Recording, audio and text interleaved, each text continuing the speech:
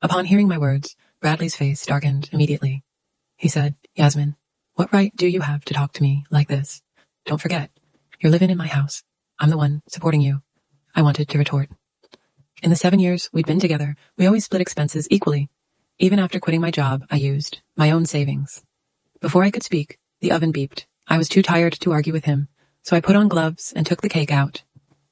Bradley furrowed his brows as he stared at the cake for a while, then softened his tone. "Is today your birthday?" Today was my 30th birthday. It was also the 7th anniversary of being with Bradley. I had spent the whole day baking the cake by hand, hoping to celebrate together after he finished work.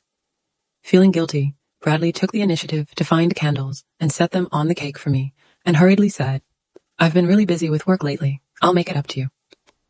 How about this afternoon? I take you to pick out a new, bigger engagement ring." He sat down in front of me, his usual gentlemanly demeanor restored.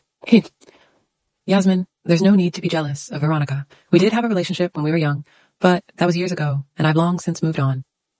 He said again. Had he really moved on? I still remember when we hadn't been dating for long. I brought him lunch one day and overheard a conversation he was having with his friends. They asked him why he was with me. He said, "Anyone is fine as long as it's not Veronica." Back then, I was young and proud, thinking that sincerity could overcome anything. Looking back now, I realize how wrong I was. I had made a mistake, one after another, and now I had to get out before I lost everything.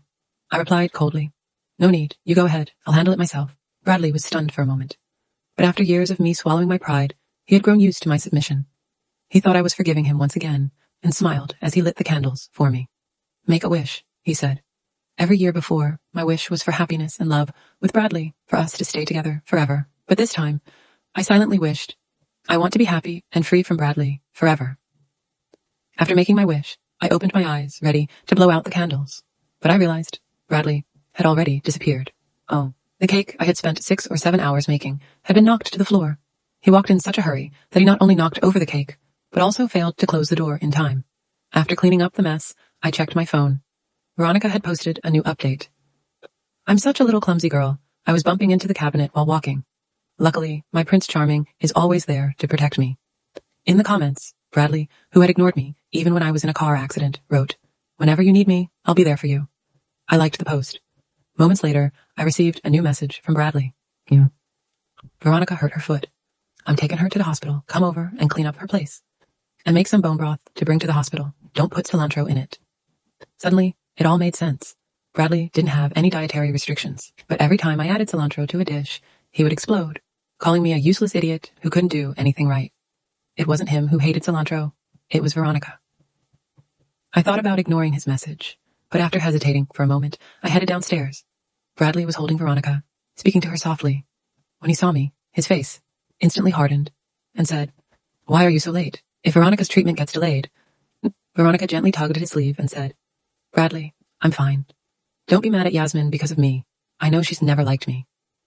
Bradley scolded me. "Enough, Yasmin. Clean this place up properly. I'm not going to marry a jealous woman who can't do anything right." With that, he left with Veronica in his arms. I watched his retreating figure and whispered, "I wouldn't marry a shameless, cheating man either." After they left, I looked around the room. The bathroom was soaked with water, and in the trash bin, there were 2 used condoms. A wave of nausea hit me. No wonder Bradley had been working overtime so much lately. It turned out that he would spend some time with Veronica downstairs every day before returning home upstairs. I glanced around Veronica's bedroom. It was filled with luxury brand items and expensive skincare products. I still remembered how, just a few days ago, I had asked Bradley for a lipstick as a birthday present. He had looked at me with utter disdain. "Well," said, 30 years old, and you still have the nerve to celebrate? Are you trying to act young? Disgusting. Just stay home and do your chores.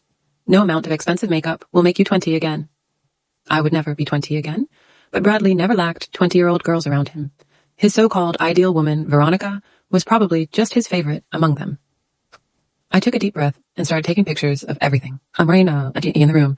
Then I returned upstairs to pack my things. In the 7 years we'd been together, Bradley had given me a few gifts: French kitchenware, a robot vacuum cleaner, and a master-crafted knife set. I decided to leave all these behind for him. As I packed, I couldn't help but laugh at myself. Veronica's things downstairs filled the room. But in this place, where I had lived for years, everything I owned could fit into one suitcase. When I was done, I called my best friend, Meryl Jane, who was overseas. After 3 missed calls, she finally picked up. I held back my tears and said, Meryl, I was wrong. I shouldn't have given up my career and my life for Bradley. I regret it. I want to come find you. Meryl called me a fool and said I deserved it. Before hanging up, I sat in the empty room, sadness overwhelming me.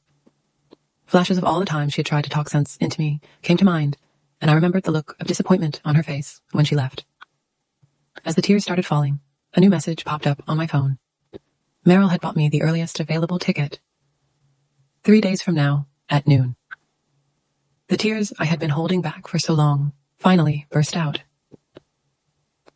Tears for myself and for the 7 years I had wasted.